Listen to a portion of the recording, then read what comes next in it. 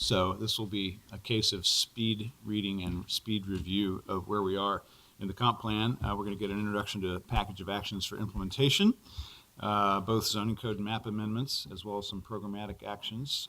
So I'm going to turn it over to Susan and Eric. Maybe we should, I move the amendment. That's right. Let's make it less than an hour. So turn it over to Susan and Eric to walk us through this. And thank you all. Thank you so much. Good morning, Mayor, Council. So the purpose of today's work session is for you all to jump in and get ready for the hearings that are coming up soon and the discussions around the zoning map and the zoning code. As you remember, just 3 months ago, you adopted a new comprehensive plan for the city, and in the comprehensive plan, you clearly articulated the housing, industrial land, open space, land use decisions that you wanted for the next 20 years to look forward to in terms of a vision for the city, and sort of the intention for how you wanted and where you wanted the city to grow. So as we discussed then, the comprehensive plan is the big vision, and sets out the policies. We're now at the zoning map and the zoning code, which outlines the day-to-day rules for how we make decisions about development in terms of how we do it now. So this project is the first step in making changes to the zoning code and the zoning map. It's going to bring all of those rules into alignment with the comprehensive plan over time. We're not doing it all at once, obviously. This is absolutely not a complete rewrite of the zoning code. It's more of a tactical, sort of surgical approach to doing the things that are most important first, so that we can eliminate some of the conflicts that are in the code right now, and also so that we can get the rules right to implement the policies and the vision that you set out in the comprehensive plan. Eric's going to outline what we're going to do today and on Thursday. And also, I guess I wanted to say that just like with the comprehensive plan, your staff has been amazing already, meeting with Eric.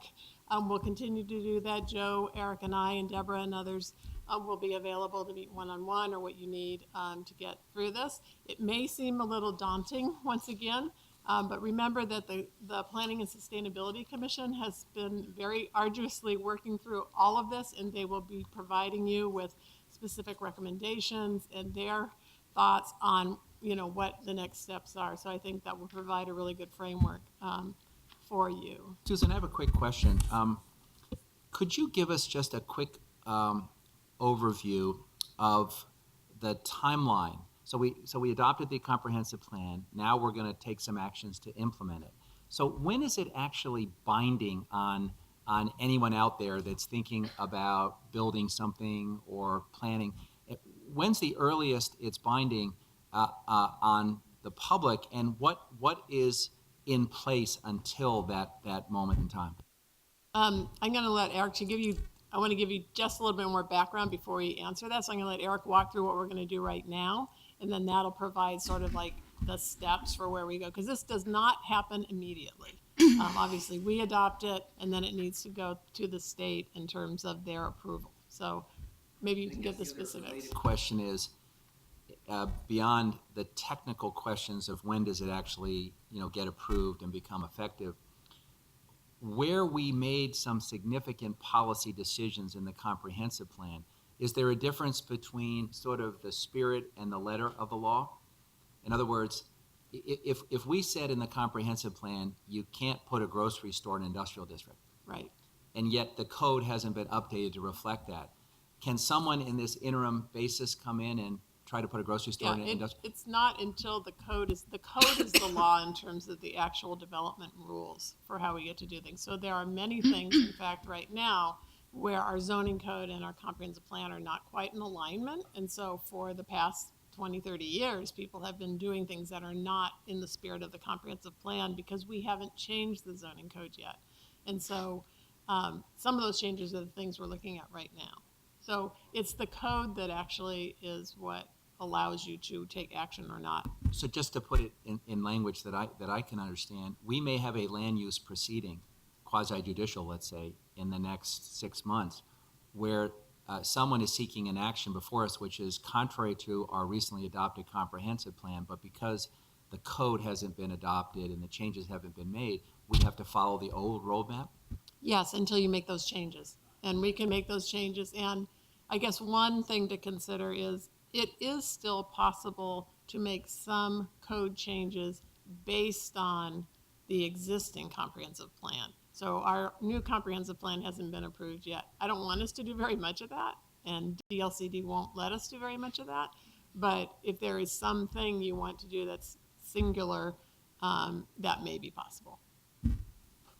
So just to segue off of that question, this, as you may remember, is part of the periodic review process that the state mandates that we update our comprehensive plan regularly or periodically.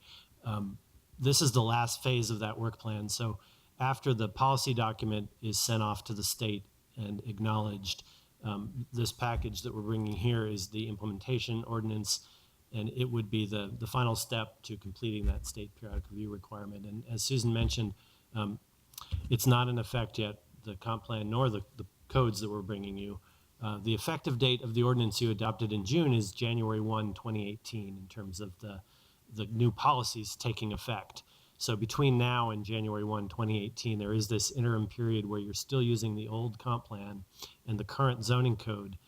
This ordinance that will put forward the new codes to implement the new comp plan will also take effect January 1, 2018, barring any other appeals or reasons that it would be delayed. But so you'll have that gap, and it could work both ways. There could be good projects that are awaiting codes that are part of this, or there could be projects that that you wish you could deny, but there's not policy basis under the current comp plan, but there maybe would be under the future.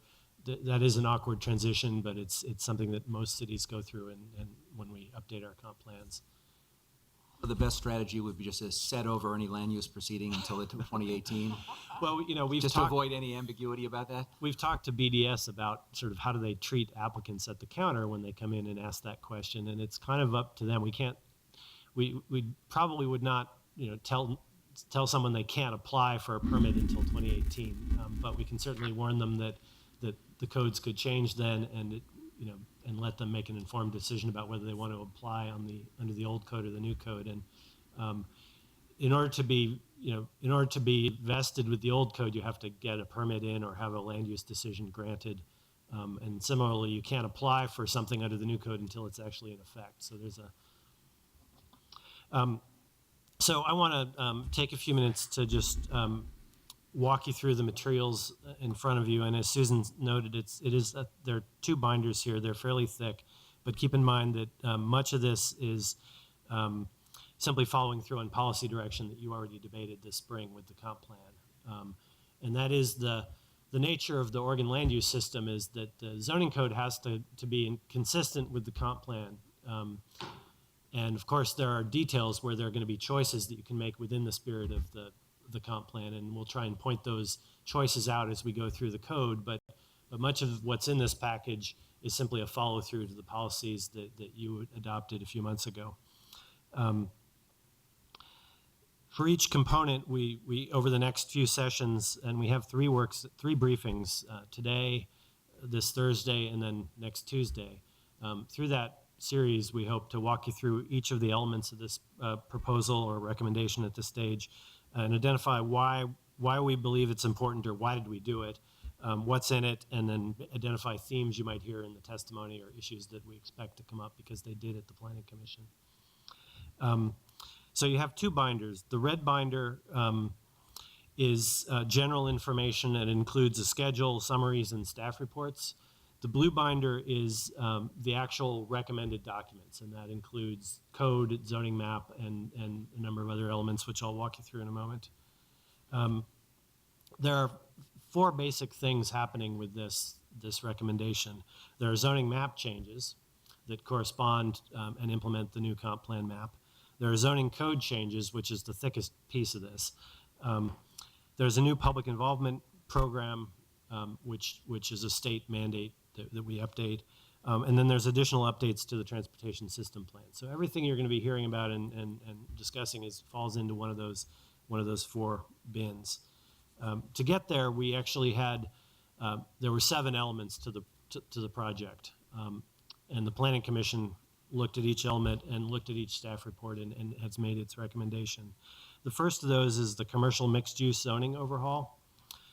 We took on this because outside the central city, a large percentage of our growth over the next 20 years is going to occur in the mixed-use areas. And until this update, the commercial mixed-use codes had not been really reviewed in the context of most of those codes were written before mixed-use development was regularly happening. So now we have some experience with that and know what the issues are. The second element is the new hospital and college campus zoning designations, and that's following up on the comp plan designations that you adopted a few months ago. This is important because this sector of our economy is one of the fastest growing sectors in terms of job growth and in terms of high wages as well. The next element is updated codes and map changes to ensure we have an adequate supply of employment land. And as you know, this is one of the core requirements that every comp plan has to do within the Oregon land use system. The next element is a set of residential and open space zoning map changes. Deborah will go through this in more detail in the second part of this session this morning. But very briefly, the reason we took this on was to try and allow more density in places close to the centers and corridors that we adopted as the skeleton of our growth strategy, and then try to reduce density and conflicts on where there's problems with providing public services or where there's hazards, so steep slopes or areas prone to flooding. And that was carrying out some of the resiliency principles in the comprehensive plan.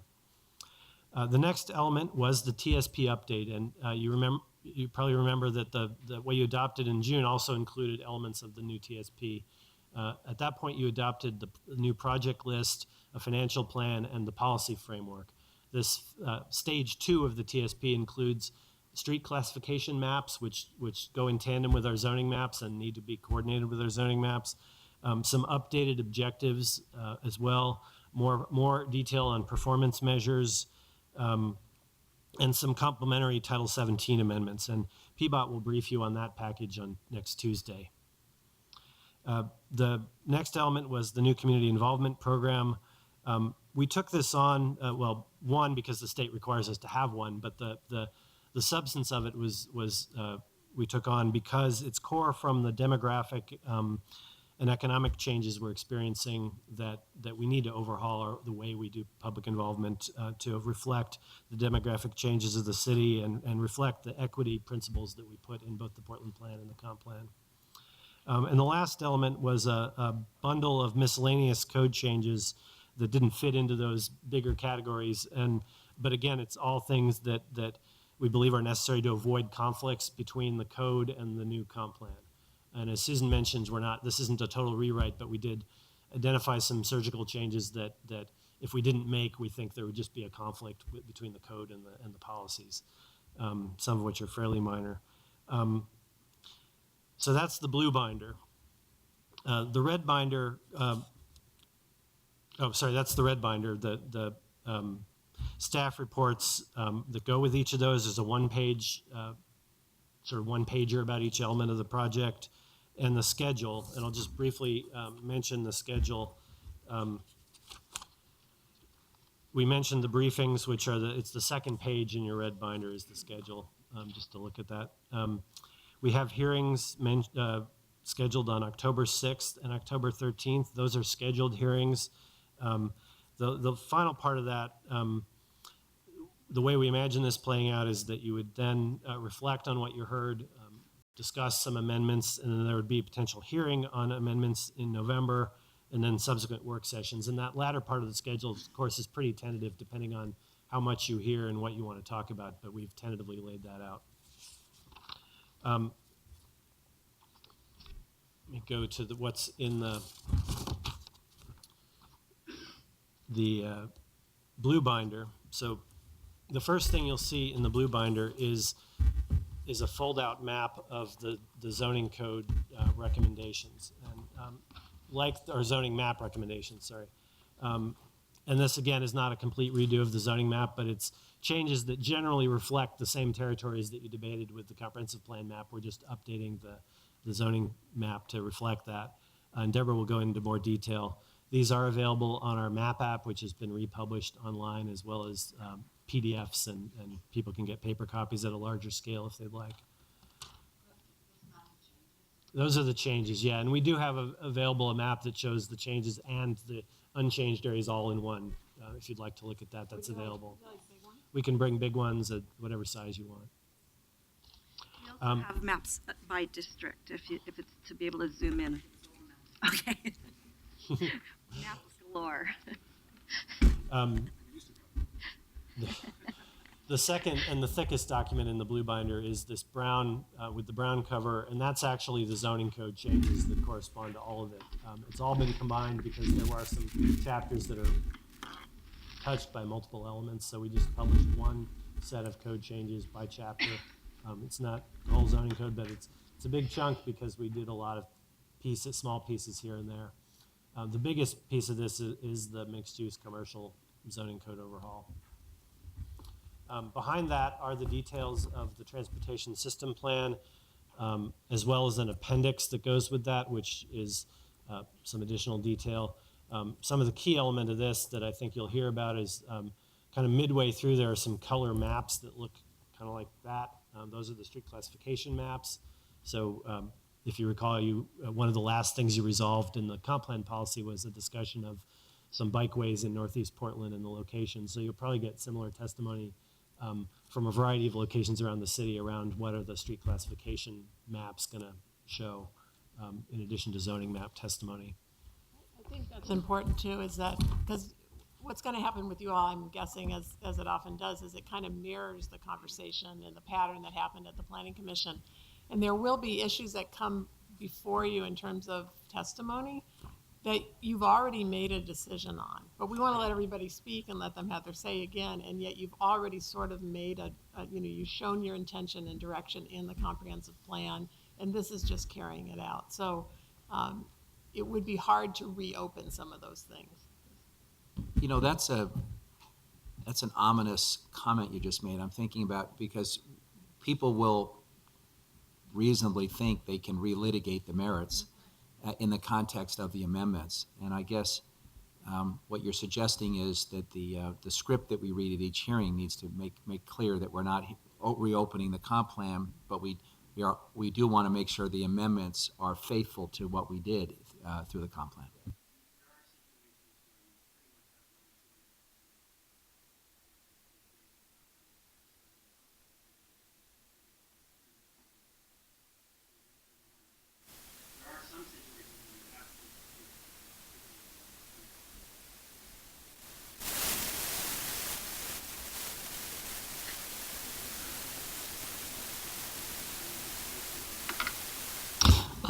There's still some situations where the comp plan designation might need to be different from the zoning. Yes, and you are allowed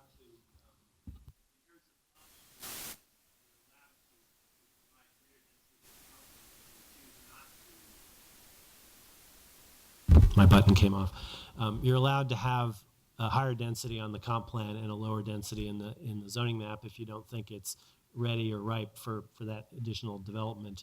You aren't allowed to do the reverse, though. And so particularly with the down designations where we reduce density, you don't have a choice to not do that down zone because you did the comp plan down designation already.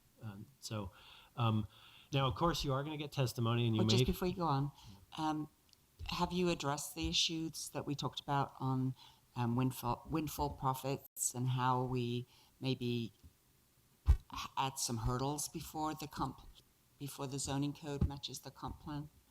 There is going to be a discussion of that, and I don't know if that's entirely settled, but there are some elements that relate to that. There was one other thought I had, and it just escaped me. Oh yeah, you may find some of that testimony to reconsider the comp plan compelling, and I guess our advice in that situation is, if you find yourself in a situation where you are hearing zoning map testimony that makes you reconsider some comp plan map, there is this isn't the last time you're going to change the comp plan or the zoning map, and so there is maybe a legal strategy where you set that aside on a list and prepare some kind of follow-up ordinance that would go into effect later after the new comp plan is acknowledged to correct and reconcile those. And in fact, we probably, inevitably, somebody will develop something under the old comp plan that doesn't meet the new codes, and there may be a desire to sort of true up the map to things that have already happened at some point. So we would anticipate some kind of cleanup ordinance in 2018 to reconcile some of that. So if you find yourself in that situation, we want to not reopen the comp plan because we want to be done with periodic review and not have the state continuing to look over our shoulder. But we know that the comp plan is ever changing, and you're going to amend it again in the future. So we would try and keep a list of those things and work out a strategy. The next piece is the purple document behind the TSP is the Community Involvement Program. This is not code. Well, there actually is a Title III amendment, but for the most part, it's programmatic proposal for how the Bureau of Planning and Sustainability would manage public involvement under the new policies. So it's sort of the implementation approach to those new policies in Chapter 2 of the comp plan. And Deborah and Sarah will talk to you later this morning about what's in that.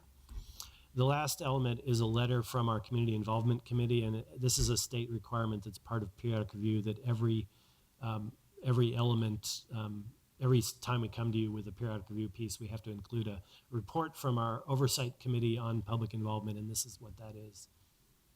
So that's the materials. We will be filing the ordinance next week, and again, we have the first hearing on October 6th.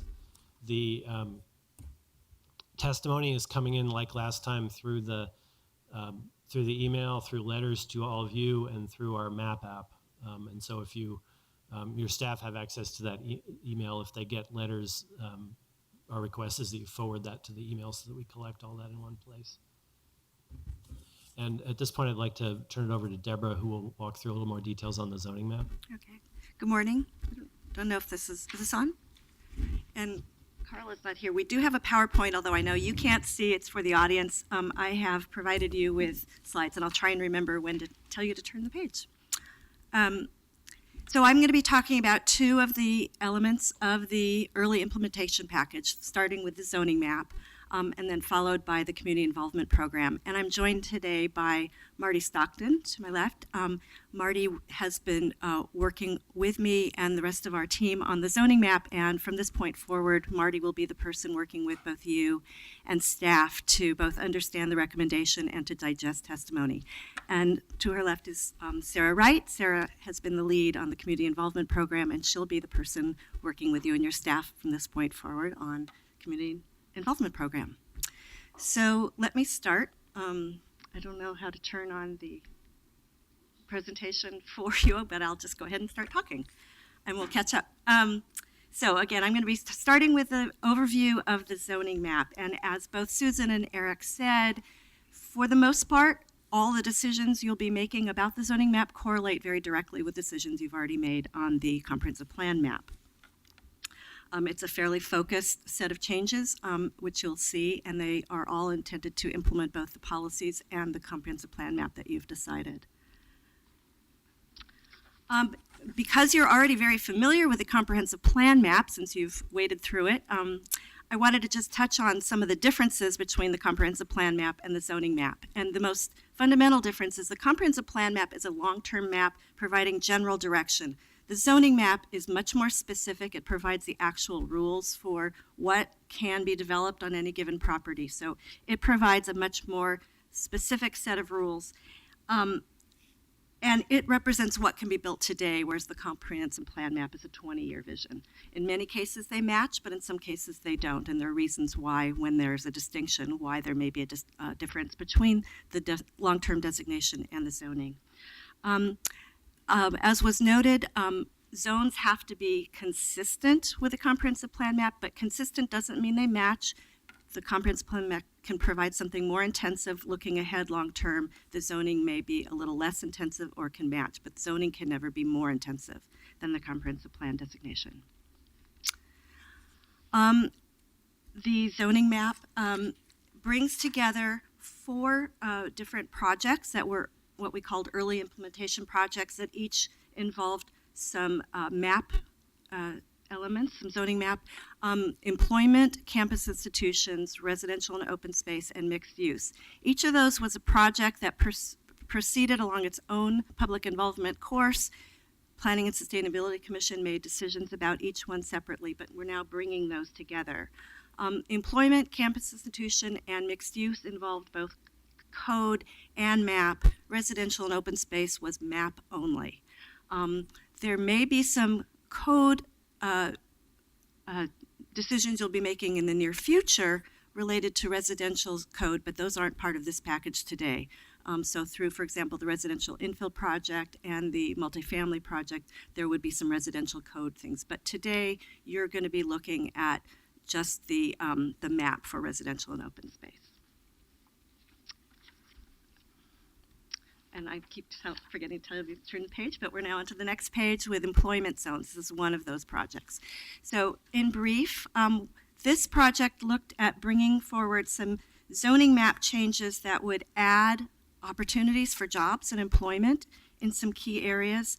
Some examples, and on your map in your handout, you can see in the sort of pink and violet shades, these are places where we've added some general employment land to provide jobs in key locations. Some major sites would include the Kmart site in Park Rose. That was one of your comprehensive plan map decisions that you made in June. Hayden Meadows is another large site where we've added employment zoning. There's some locations along Gateway, or within Gateway and along 82nd Avenue, as well as some others scattered through the city. Another key change that you'll be seeing on this zoning map is the addition of a new prime industrial overlay zone. And this is an overlay we've applied to most, but not all, of our industrial sanctuary properties with that comp plan designation, but specifically for those properties that have been designated by Metro and Title IV as regionally significant industrial lands. And that's shown on your map with a light blue crosshatch. A third component of the employment zoning map is to add, expand the area that allows industrial office uses in the Central City Plan District in the Central East Side. And I'm not going to go into that now, but you'll hear more about that on Thursday as part of the code updates. And then one more thing on that particular map that was part of the employment considerations on the zoning map, where we applied some open space zoning in industrial areas, and those are shown in green on that map, where the land in industrial areas is already committed to open space use. Now, those are the only open space zones that we've added, but you'll be seeing more in a few minutes. But those were in the context of the industrial zoning. Mention one thing about the Central City piece that Deborah mentioned, which is that originally was part of the Central City Plan, but because that change in the EOS in the Central East Side relates to our employment land supply, we've put it into this comp plan implementation package, essentially cut it out of that and pasted it into this so that we can be in compliance as part of periodic review. Okay, so next I'm going to touch on the campus institutions, that portion of the zoning map change. These are all consistent with the new comprehensive plan designation that you approved and adopted in June.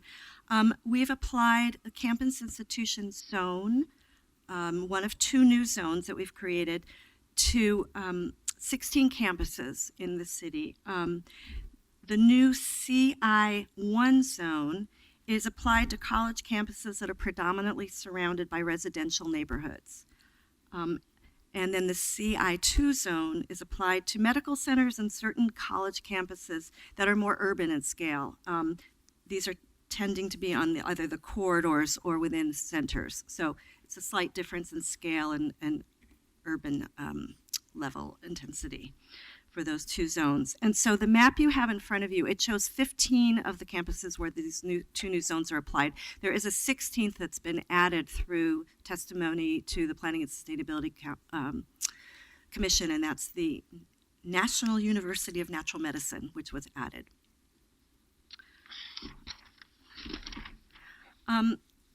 Now, the campus institution comp plan designation is also applied on Markham Hill, but we did not apply the new zone to the Markham Hill campus or to PSU because they each have already built into their zoning standards some very campus-specific development standards through the plan districts. So there was no need in this case. They're in CX, well, not. EX zone EX and CX and then CX for they PSU. they have the plan district designation. Right, so top. those already provide very specific development standards.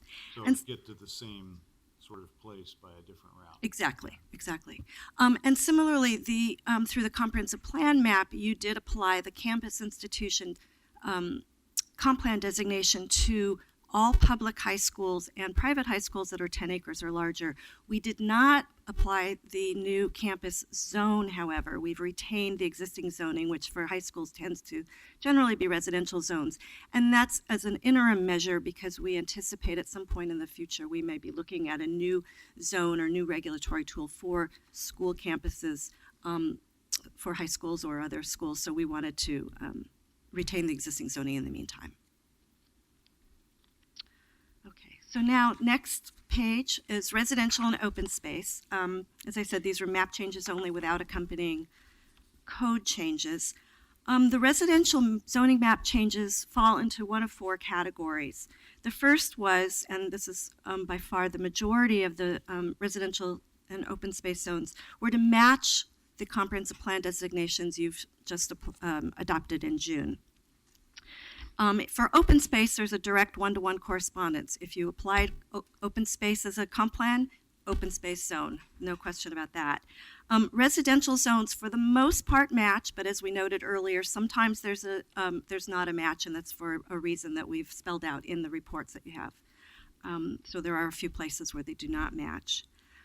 And there are a number of places that you may recall through the comprehensive plan mapping where we did propose down designation in areas that were further from services, areas that are more costly to provide services, and they have natural hazard risks, public health hazards, or potential risks because of landslides, slope, drainage, stormwater management, et cetera.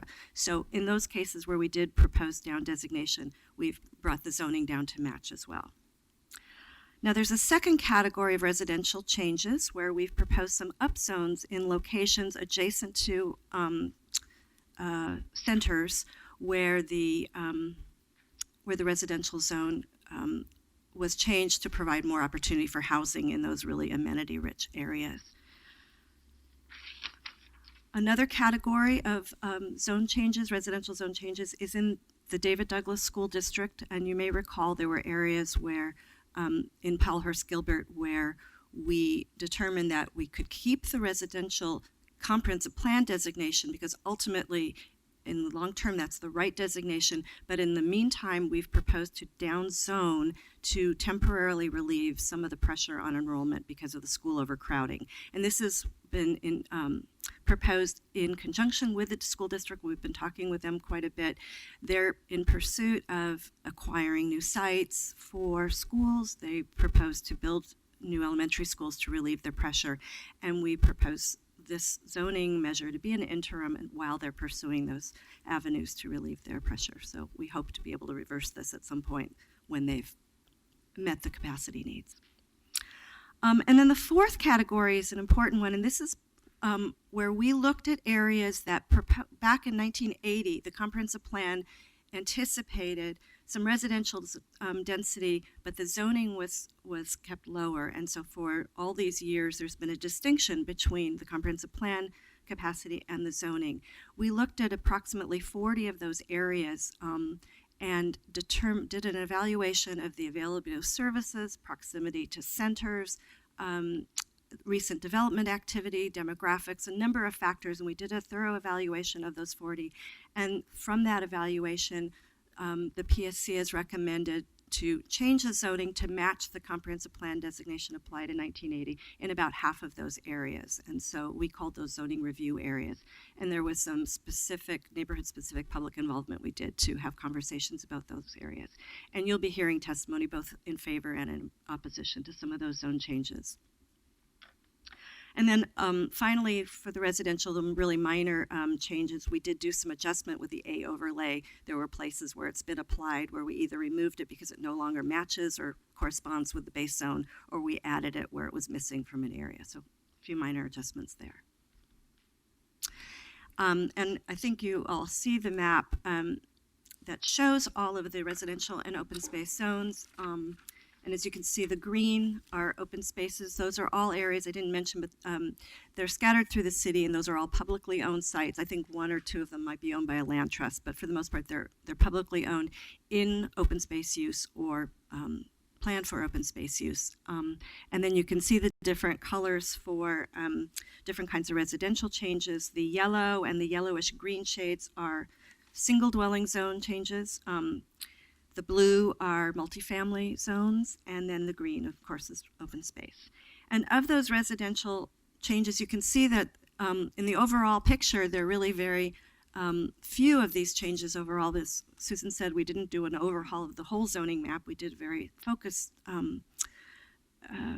review of the zoning map, and it's about 10% of the overall acreage of the city, which is subject to change here. And of the changes in the residential zones, I wanted to just note that of the acreage, approximately 26% of that acreage is upzoned and 74% is downzoned. And again, most of those downzoning are in the areas where we noted the risks of health and safety, landslides, and so forth. And those all match the comp plan map changes you already voted on. Mixed use zones is next.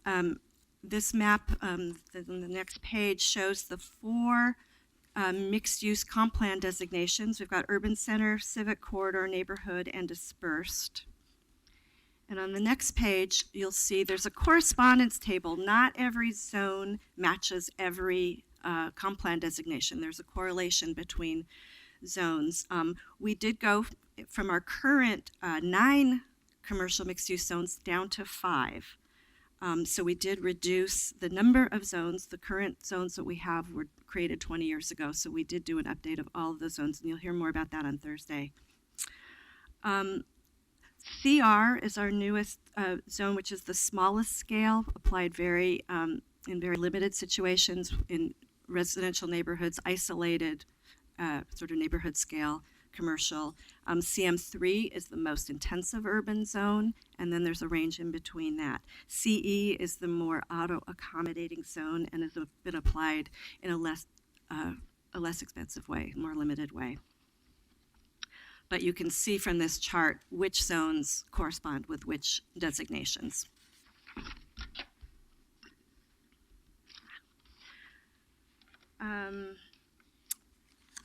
Let's see. There are a few other things I want to note that are mapped as part of the mixed-use zones. We have expanded the D overlay to match the mixed-use urban center comp plan designation, so that's an important change. The new Centers Main Street overlay has been mapped, and in that overlay, we require active ground floor uses in centers. We've removed the B, which is the buffer overlay, because it was very similar to the base zone standard, so it was no longer necessary as a new overlay or as an overlay. And then we've also done some rejiggering of some of what had been overlays into our new plan districts. So those are some of the changes that are reflected in the map for mixed use. And then you see the map of all the mixed use zones applied in the next page.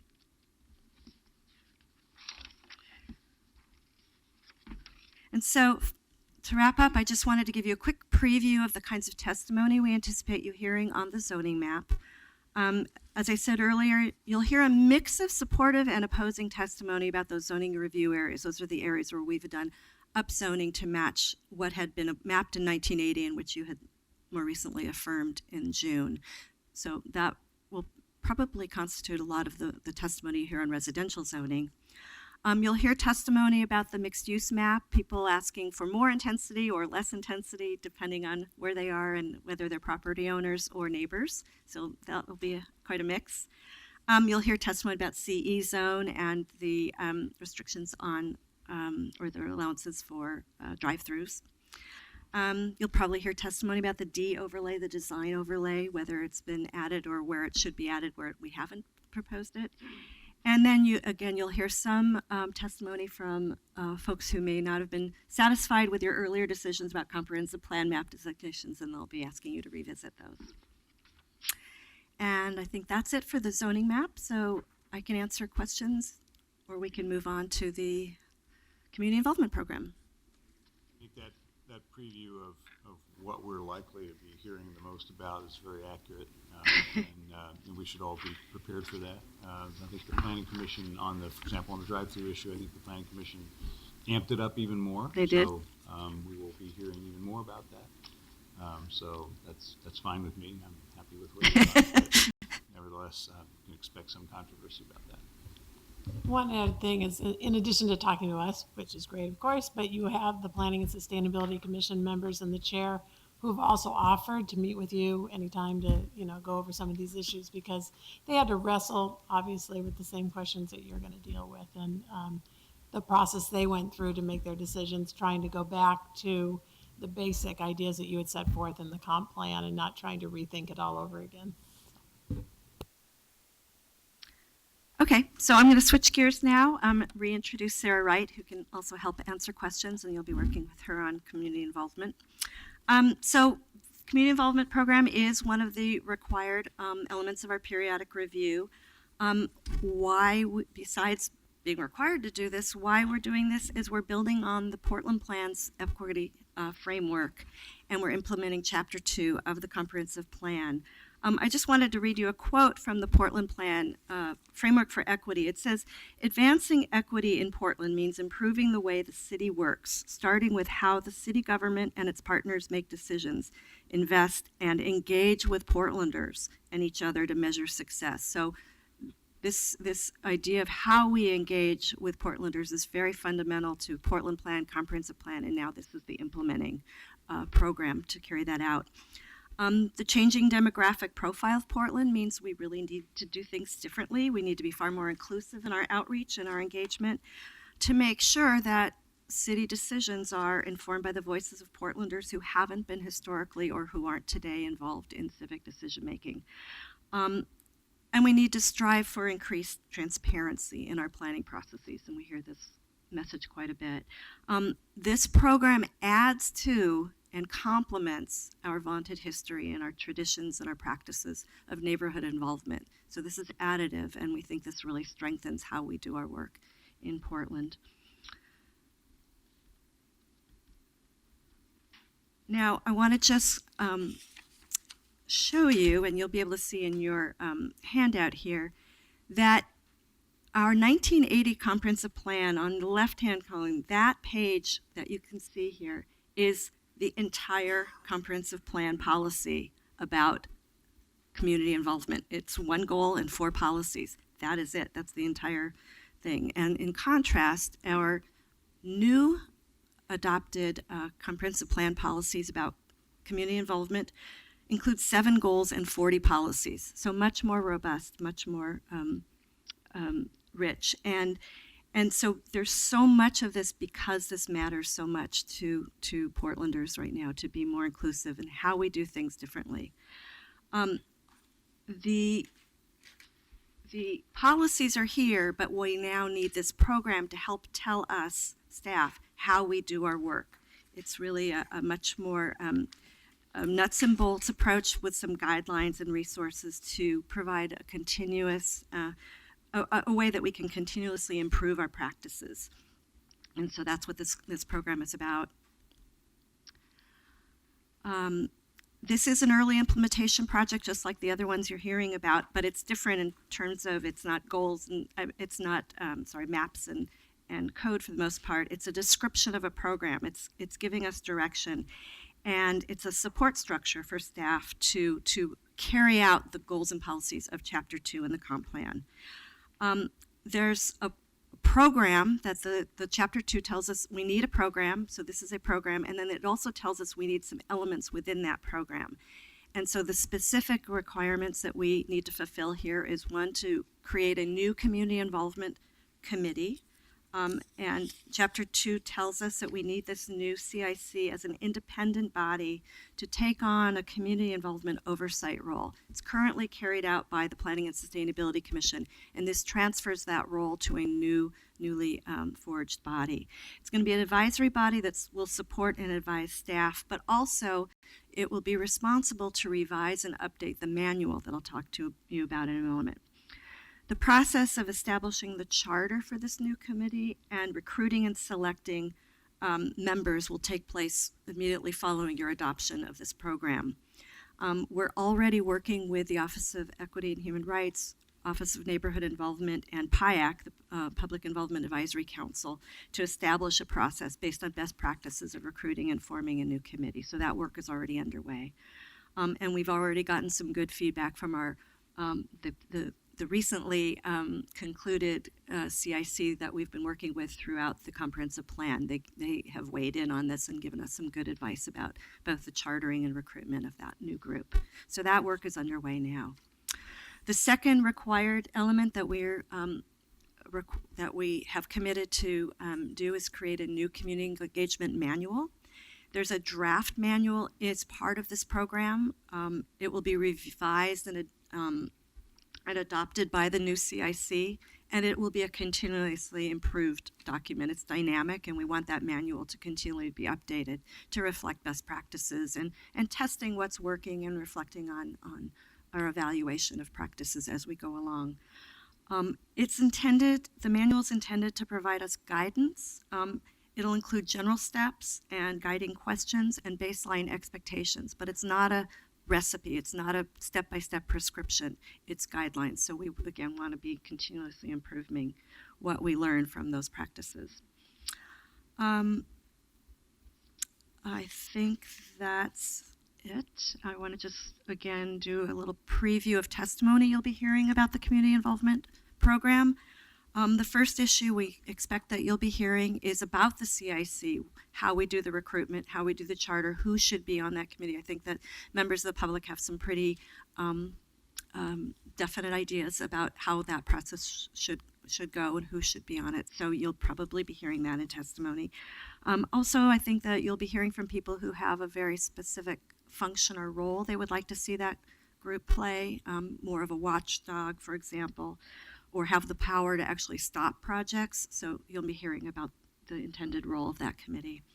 Another issue I expect you'll be hearing about is the role of neighborhood associations. I believe you heard that in the discussions about Chapter 2 in the Comprehensive Plan, and you'll hear it again through this program, is whether the push to be more inclusive has an effect on how we treat or respect neighborhood associations. So I think that testimony is likely to come up again.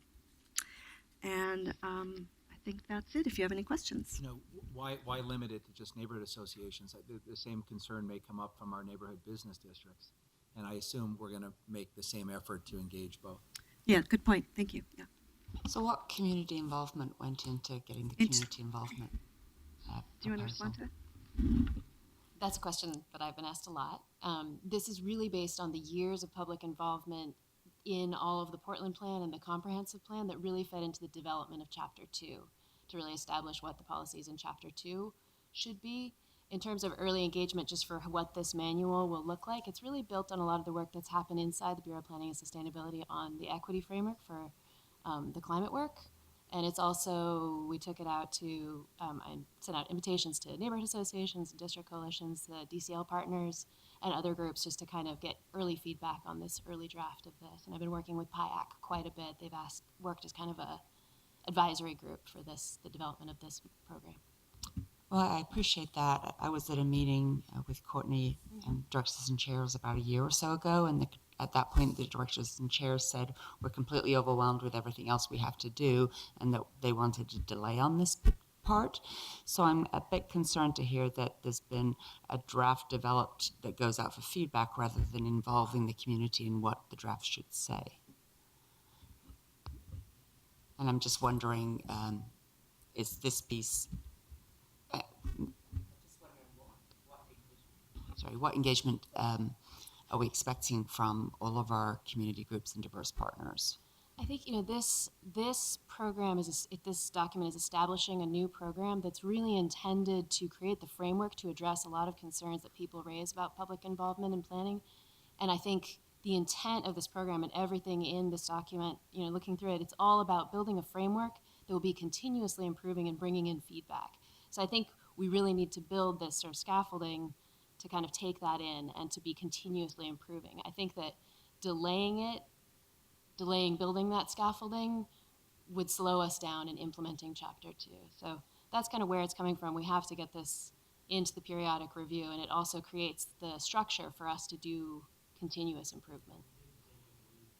Your advice during the policy discussion about not being too prescriptive and detailed at this initial stage, because there's a lot of comments people will have as we implement this. So we try to keep it fairly tight and as Sarah said, a skeleton rather than all the details. It was developed with direct citizen involvement because the CIC is the core body that it is a group of citizens that are serving on that committee, and they were deeply involved in coming up with the principles of this and the initial pieces. Thanks. Maybe we could schedule a more in-depth briefing in my office. Thank you. Questions for Deborah and the team? And next steps, obviously, we have another briefing on Thursday. Yeah, we have another briefing on Thursday, and we'll walk through at that point four projects. Right. You heard about the public involvement and the zoning map today. On Thursday, you'll hear about mixed use, the employment zoning, and the campus zoning, and the miscellaneous code package. And then on next Tuesday, you'll hear about the TSP elements. And in closing, I just have one more little addition, which is that this may be one of the last meetings you have Deborah Stein here. So Deborah is going to retire. Paul, And fundamentally wrong. I think we'll do some more honoring of her over the next couple of months. But I did want to let you know that Deborah is going to go on a big vacation and come back for a little bit and finish up.